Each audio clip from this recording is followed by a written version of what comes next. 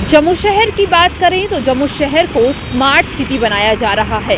ये प्रोजेक्ट आते ही लोगों को आस लग गई थी कि अब उन्हें जो है बेहतर सड़कें मिलेंगी, बेहतर रहने की जगह होगी और उनके व्यापार जो है वहाँ पर यानी कि उनके वर्क प्लेस के आसपास भी एक बेहतर माहौल देखने को मिलेगा।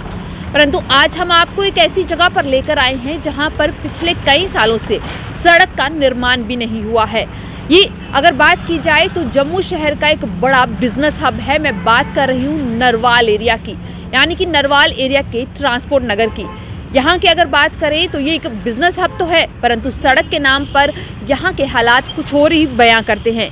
मैं चाहूँगी कि आप खुद देखें कि किस तरीके से यहाँ की जो सड़कें हैं वो अपना हालात बयां करती हुई नज़र आ रही हैं। सड़कों के नाम पर सिर्फ आपको पत्थर गड्ढे यहाँ पर देखने को मिलेंगे और अगर बारिश हो जाए यानी कि भगवान की थोड़ी सी मार और इस पर पड़ जाए तो यहाँ पर चलना भी मुश्किल हो जाता है। धूल मिट्टी जो है यहाँ पर एक ऐसी चीज़ है कि आप अपने घर से ज़रूर आएँ यहाँ पर, और कुछ अगर आप धूल मिट्टी खाना चाहते हैं तो आपको यहाँ पर बहुत ज़्यादा धूल मिट्टी मिल ही जाएगी। पर एक सवाल ये है कि इसका जिम्मेदार कौन है? क्या जम्मू की अगर बात की जाए, जम्मू को जहाँ पर स्मार्ट सिटी बनाने की बड़े बड़े वादे किए जा रहे थे, वो वादे जो है यहाँ पर आकर साफ तौर पर दिखते हैं कि झूठे हैं, उनमें किसी भी तरीके की कोई सच्चाई नहीं है। तो चलिए यहाँ के कुछ दुकानदारों से बातचीत करेंगे और आज उनसे जानने की कोशिश करेंगे कि क्या कारण रहा कि इतनी बार इन्होंने आवाज़ उठाई और हर बार जो है इन्हें सिर्फ झूठे आश्वासन ही मिले। चलिए जानने की कोशिश करते हैं और इनका क्या कहना है। सबसे पहले तो जानना चाहूँगी आपका नाम। कुलदीप बलगोत्रा। कुलदीप जी, अगर बात करें ये एक बड़ा बिजनेस हब है जम्मू का। यहाँ पर अगर बात करें लोग सिर्फ जम्मू के ही नहीं, बाहर की गाड़ियाँ भी यहाँ पर आती हुई नजर आती है। पर सड़क के हालात जो हैं वो खुद को बताते हैं और खुद ही सड़क जो है अपना रोना भी रोती है। यहाँ पर धूल मिट्टी से कोई तैयार होकर वापस नहीं जाता, ऐसा क्यों? मैम, यहाँ 92 में जो ट्रक अड्डा था, ये ट्रक टर्मिनल जो है ये पहले बेर हाउस में हुआ करता था विक्रम चौक, वहाँ से शिफ्ट किया गया 92 में यहाँ पे। लेकिन तब सड़कें थी और तब के बाद अब आप सड़कों की हालात अब देख रहे हो कि कैसी है। यहाँ पे कोई दिन आए दिन यहाँ पे एक्सीडेंट जो है होते हैं, पत्थर यहाँ से स्लिप करके दुकानदारों को, मिस्त्रियों को, जो गाड़ियों के शीशे टूट जाते हैं। लेकिन हमने 1000 बार जेडीए डिपार्टमेंट से आग्रह किया कि इस रोड को बनाया जाए, इन सड़कों को बनाया जाए, लेकिन अभी तक डिपार्टमेंट में कान में जूं तक नहीं रूंधी है। लेकिन पिछले दिनों में मैम BC मैम यहाँ पे आए थे विज़िट के लिए। उन्होंने विज़िट किया, आश्वासन दिया कि हम जल्दी से जल्दी इनका काम पूरा करेंगे, यहाँ पे फंड्स हम लाएंगे, PWD के हैंड ओवर करेंगे। लेकिन उस काम को भी हुए 6 महीने हो गए हैं, अभी तक यहाँ पे कोई भी किसी किस्म का डिपार्टमेंट का कोई आदमी यहाँ एक कंकर तक भी उन्होंने नहीं डाला है।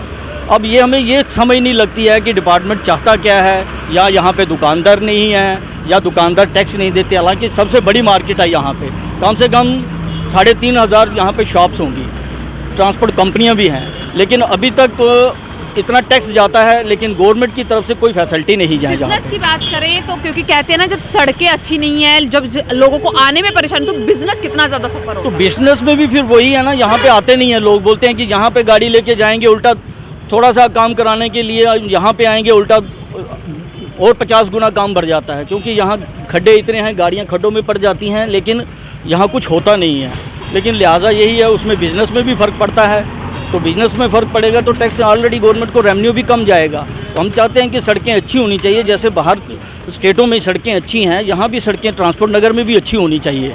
लेकिन अभी तक डिपार्टमेंट ने कोई हमें यहाँ पे कोई फैसिलिटी उस किस्म की दी नहीं। ना यहाँ पे कोई सफाई कर्मचारी है, ना यहाँ का कोई ड्रेनिंग सिस्टम अच्छा है, ना ही और किसी किस्म की कोई फैसिलिटी नहीं। अभी कोरोना काल में कोई यहाँ पे सैनिटाइज़र नहीं हुआ है, गवर्नमेंट की तरफ से कोई फैसिलिटी नहीं दी है। यहाँ ने जो किया लोगों ने खुद ही किया।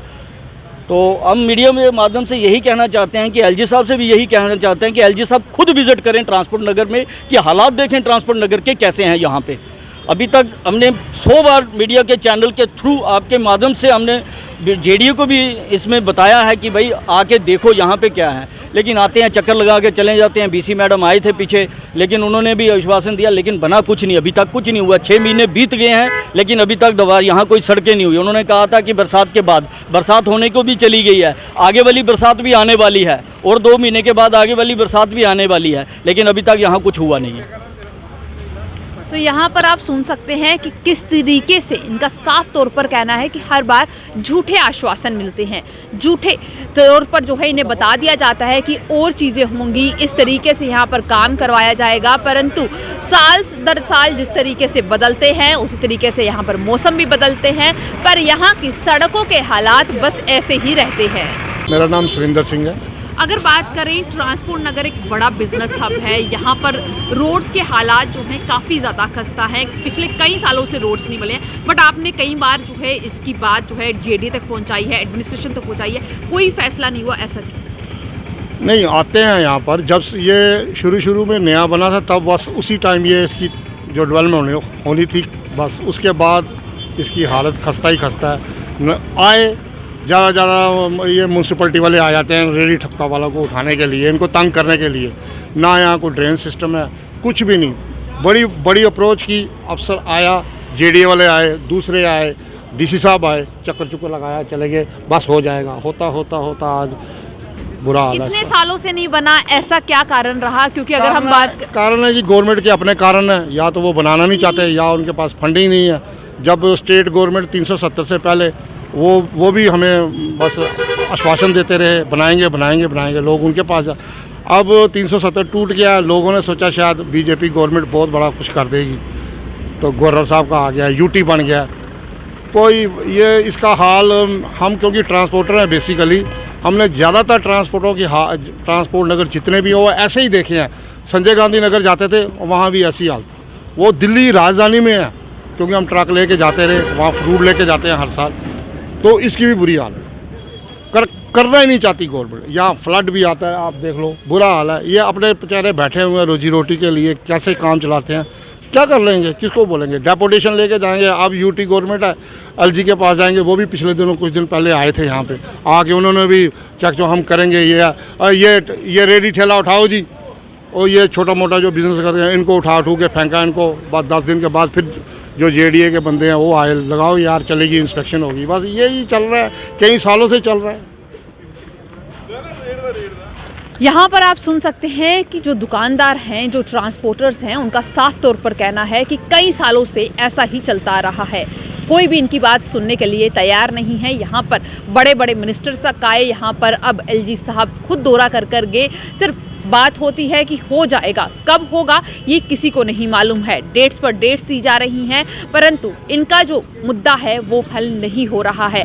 आज एक बड़ा सवाल जो है जम्मू कश्मीर एडमिनिस्ट्रेशन से उठाया जा रहा है, साथ ही साथ जम्मू डेवलपमेंट अथॉरिटी से यानी कि जेडीए से भी, कि क्या वो एक गहरी नींद में सोए हैं, जो उन्हें जम्मू का एक बड़ा हब जो कि बिजनेस हब है उस पर नज़र नहीं जा रही है। उसके इतने दयनीय हालत है कि यहाँ पर लोग जो पहुँच रहे हैं वो परेशान हो रहे हैं, यहाँ पर बिजनेस करने वाले परेशान हो रहे हैं, परंतु कोई भी कार्रवाई नहीं की जा रही है।